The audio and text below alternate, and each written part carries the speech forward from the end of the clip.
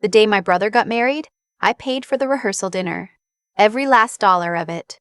$2,347, split across 2 credit cards because I didn't want my checking account to look that empty going into the weekend.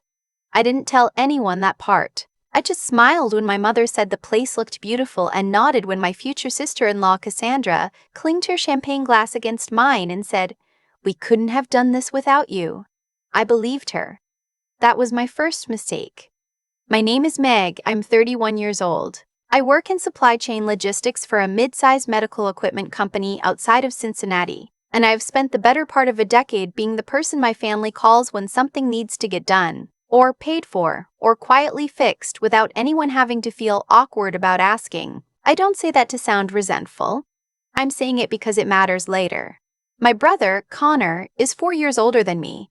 He's the kind of person who walks into a room and the room rearranges itself around him. That sounds like a compliment. It's more complicated than that. Growing up, Connor was our parents' dream in a way I understood but never fully accepted. He was athletic. Charming.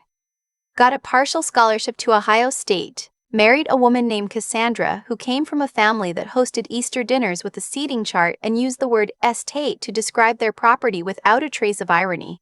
I was the other one, the responsible one, the one who stayed close to home after college, who drove my mom to her appointments when her hip got bad, who remembered every birthday and coordinated every holiday gathering and quietly absorbed every cost that no one else wanted to think about. That was the deal. Not a spoken deal. Never spoken. But a deal nonetheless. Connor and Cassandra got engaged 3 years ago. The moment the ring went on her finger, I became wedding infrastructure. I was asked to help research venues, compare catering contracts, track RSVPs on a shared spreadsheet, negotiate with the florist because you're good at that kind of thing, Meg. I did all of it. I also paid the deposit on the rehearsal dinner venue when the payment window was closing and Connor said he was between accounts right now. $700. He paid me back 5 months later, in cash, in the parking lot of a Cracker Barrel, and acted like he was doing me a favor. I want to be honest about something. I knew the dynamic. I'm not going to pretend I was blindly unaware. I knew that Cassandra's family saw me as a helper rather than an equal. I knew that when her mother, Linda, talked about the family, she meant her side, her sisters and their husbands and her 3 sons and their polished, coordinated lives.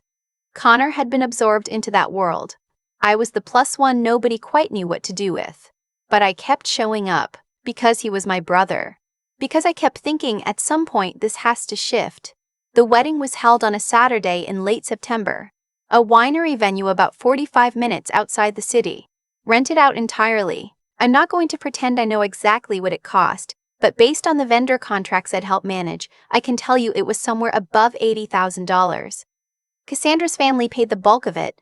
My parents contributed what they could, which was meaningful but modest. I was in the wedding party, bridesmaid number 4, which sounds petty to even note, but the order mattered to Cassandra in ways she made subtly known. Her 2 sisters were 1 and 2. Her college roommate was 3. I was 4. Her cousin, who she'd described to me as kind of difficult, was 5. I outranked the difficult cousin. That was apparently my place. I want to be clear, I was fine with all of it. I bought the dress, $312, sage green, altered twice because the seamstress got the hem wrong. I showed up to every dress fitting, every planning meeting, every phone call Cassandra needed to talk through the centerpieces. I was present, I was helpful. I was genuinely happy for my brother. And then came the reception seating. I found out 2 days before the wedding. Cassandra sent the final seating chart to the whole wedding party as a PDF. I opened it on my phone while I was eating lunch at my desk. I scrolled to find my name. I was not at the head table. I wasn't at the family table either. Table 12. I looked it up on the chart. It was near the back of the room, close to the service entrance. My table mates were Connor's college friends, 2 of Cassandra's distant cousins she'd described to me previously as the ones we had to invite, and a coworker of her dad's who apparently knew nobody and had been placed there to have someone to talk to. I sat with that for a minute. Then I texted Connor.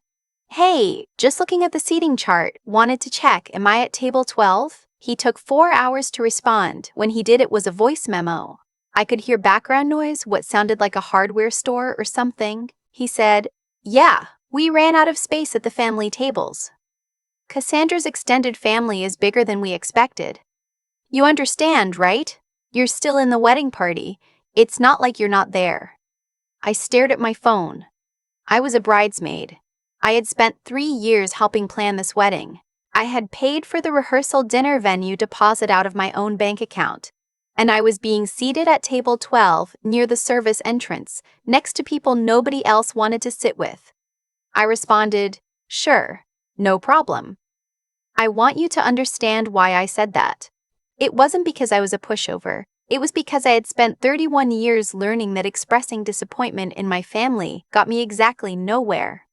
It got me told I was being sensitive. It got me the look my mother gives when she wants you to understand that you're making things harder for everyone. It got me a 5-minute conversation that resolved nothing and made me feel worse for having tried. So I said sure. And I started doing math. Here's what I had contributed to this wedding. Financially, beyond the bridesmaid dress and my own travel and hotel, the rehearsal dinner deposit, $700, repaid late. The rehearsal dinner balance, $2,347, on my credit cards, not repaid. A bridal shower contribution I had organized and largely funded because the maid of honor lived in Phoenix and couldn't coordinate from so far away, $860. Flowers for the rehearsal dinner tables, because Cassandra decided last minute that the venue looked too bare, $220. Hotel block coordination fees that ended up on my card when the booking system glitched, $412, eventually reimbursed after 3 separate requests. I am not adding all of this up to be petty. I am adding it up because I need you to understand what Table 12 meant to me in context. It meant you are useful, not valued. You are the person we call when something needs doing. You are not quite family enough for the front of the room. The wedding day itself was beautiful. I will say that honestly. The winery was stunning in the September light, golden and warm, and Connor looked genuinely happy standing at the end of that aisle. And when he cried a little watching Cassandra walk toward him, I cried too. Not performatively. Actually. Not performatively. Actually. I stood where I was told to stand. I smiled for every photo. I gave the small group toast I'd been asked to give at the rehearsal dinner the night before, and people laughed in the right places, and Cassandra hugged me after and said I was so funny she forgot how funny I was. I held on to that. I don't know why. The reception started. I found table 12. I introduced myself to Connor's college friends who were perfectly nice. I made conversation with Cassandra's distant cousin on my left, who turned out to be funny and a little bitter about her own seating placement and made me feel, briefly, less alone. The coworker of Cassandra's dad was quiet but polite. What I watched from table 12 was this. The head table, where Connor and Cassandra sat with her family, was draped in floral arrangements and bathed in the warm light the photographer positioned specifically for them. Her sisters gave long, emotional toasts. Her mother stood up and gave an additional speech that hadn't been planned, crying in the way people cry when they're also performing. Connor laughed and pulled Cassandra close. My parents sat at family table 1 near the front. My mom looked a little lost, a little out of her depth with Cassandra's relatives, but she was there. I was not at that table. I was not near that table.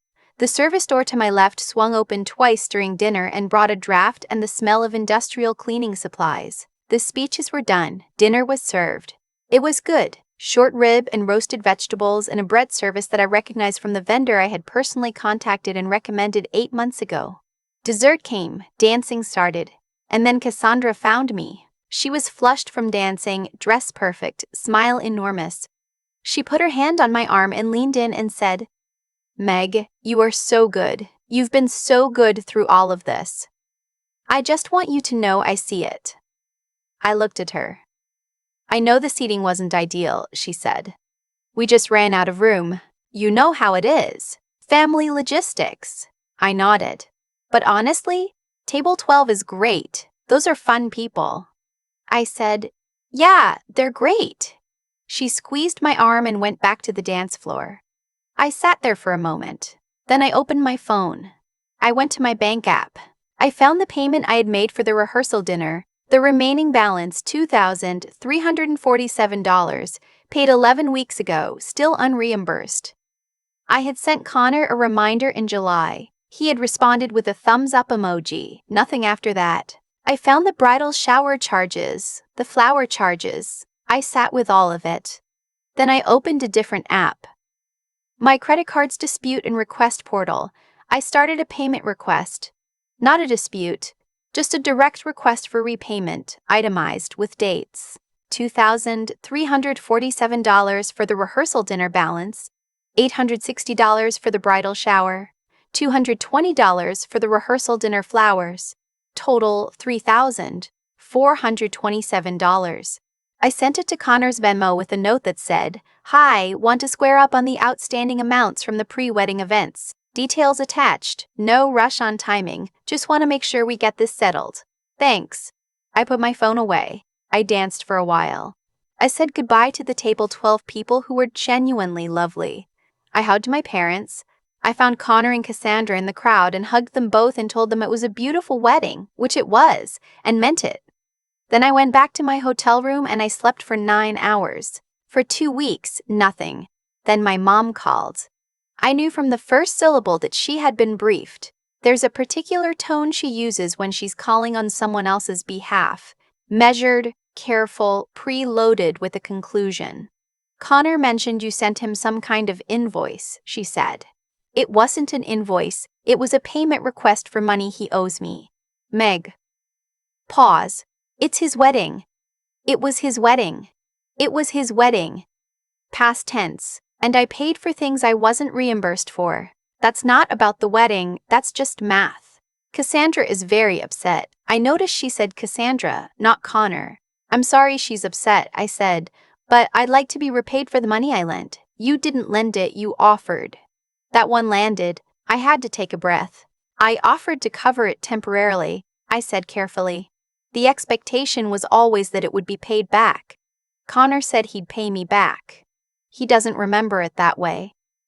"Of course he didn't." I said, "Mom, I need you to stay out of this. This is between me and Connor." She was quiet for a moment. Then she said, "You know how hard he worked for this wedding. You know what that day meant to him." "I know." "I also know I was seated at table 12. Another silence. "What does that mean?" she asked. "It means what it means." She sighed. The conversation ended shortly after. I could feel the machinery starting up, the family machinery that exists specifically to smooth things over in ways that leave the problem in place while making the person who raised it feel like the problem. 2 days later, Connor called. I will give him credit, he called himself. Didn't send someone. He was calm. He said he understood there was some confusion about the financials and he wanted to work it out. He said he'd been stressed and overwhelmed and things had slipped through the cracks. I said I understood that. He said he could pay me back part of it. He mentioned a figure around $800. I said I appreciated that and I needed the full amount. He was quiet for a moment. Then he said, "I didn't realize you kept such close track." I said I kept track because it was my money. Another silence. "I just think," he said slowly, "that family doesn't usually. We did so much together for this wedding. It was a team effort." I said, "I agree, and now I'd like to be paid back for my part of that team effort." "Cassandra feels like you're making this about money instead of celebrating us." There it was.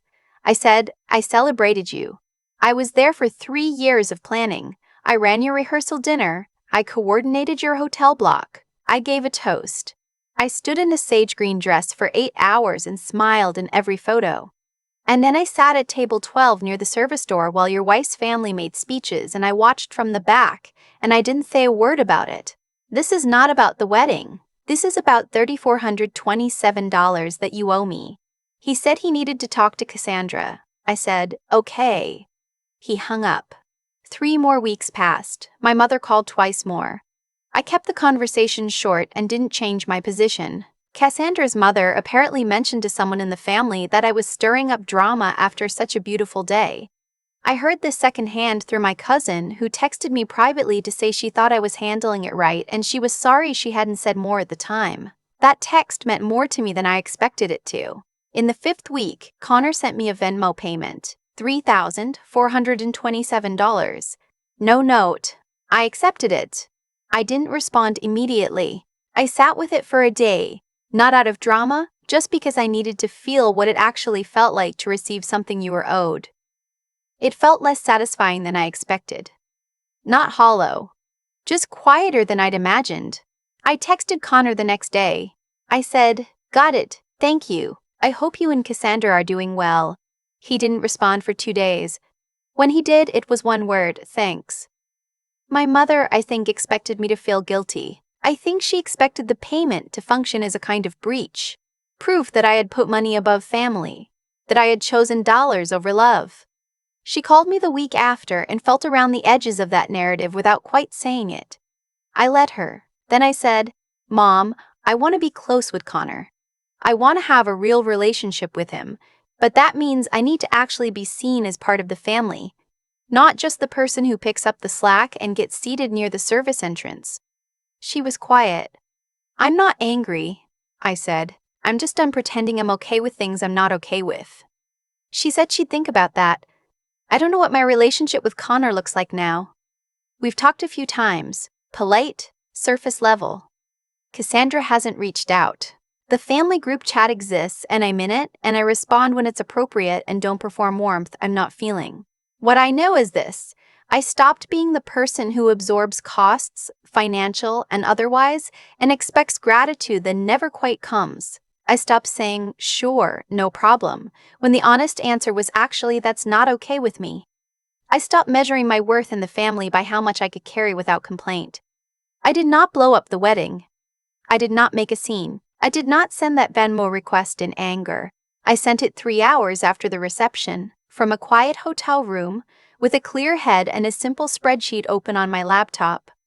I just stopped pretending that table 12 was fine. And the thing I keep coming back to, the thing that sits with me on ordinary Tuesday mornings when I'm making coffee and my phone is quiet, it's not the money, it's what the money represented. It represented 3 years of being told, in ways both small and structural, that I was essential but not central. That I was family when they needed something from me, and background when they wanted to look complete without me. That ended at table 12. I wasn't dramatic about it. I didn't make a speech or send a letter or confront anyone in a parking lot. I just did the math, sent the number, and waited. Connor paid. And that morning, I sat in my kitchen with my coffee and I thought, for the first time in a long time, the account is balanced. Not just the Venmo. All of it. I've thought a lot about the moment Connor sent that payment. No note, just the number, sitting there in my notifications at 7:14 on a Wednesday morning. I expected to feel something bigger. Triumph, maybe. Or relief. What I actually felt was closer to stillness. The kind that comes after something has been true for a long time and you finally stop arguing with it. Here's what I've come to understand. The way things unfold between people. The way they eventually land. It's not random. It's the accumulated weight of every choice, every silence, every time someone decided that being useful was enough and stopped asking for anything more. I made those choices. Connor made his. Cassandra made his. Cassandra made hers. And eventually, all of it caught up. That's not a punishment. That's just how it works. When you build a relationship on convenience, on what someone can do for you rather than who they actually are to you, the structure is always going to show cracks under real pressure. The bill coming due wasn't a dramatic moment. It was a natural conclusion. What I didn't expect was how much the 3 years before that moment had taught me, not about my brother, or his wife, or the particular cruelties of being seated near a service door at a wedding you helped plan. What it taught me was something about myself, about what I was willing to accept in exchange for feeling needed.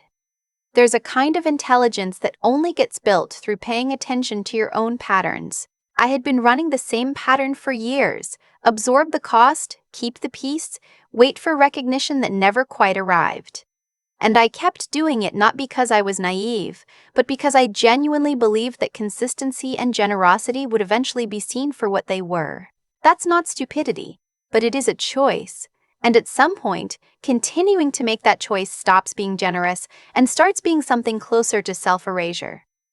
The thing that changed for me wasn't the seating chart.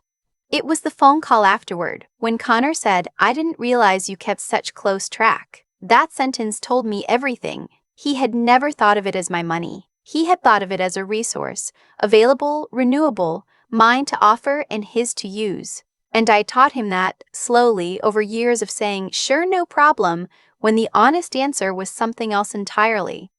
Courage isn't always loud. Sometimes it's opening a payment app in a quiet hotel room and typing out a number and hitting send. Sometimes it's staying calm when your mother calls to manage you back into your old shape. Sometimes it's saying plainly and without drama, "This is what I'm owed and I'd like it back." I'm not the same person I was at that wedding. Not because of what happened to me, but because of what I decided to do about it. I stopped waiting for Connor to see me differently. I stopped performing ease I didn't feel. I started treating my own resources, time, money, energy, as things that belong to me, not as offerings left at the altar of family harmony. Table 12 was the last time I let someone tell me where I belonged. I decided the rest myself.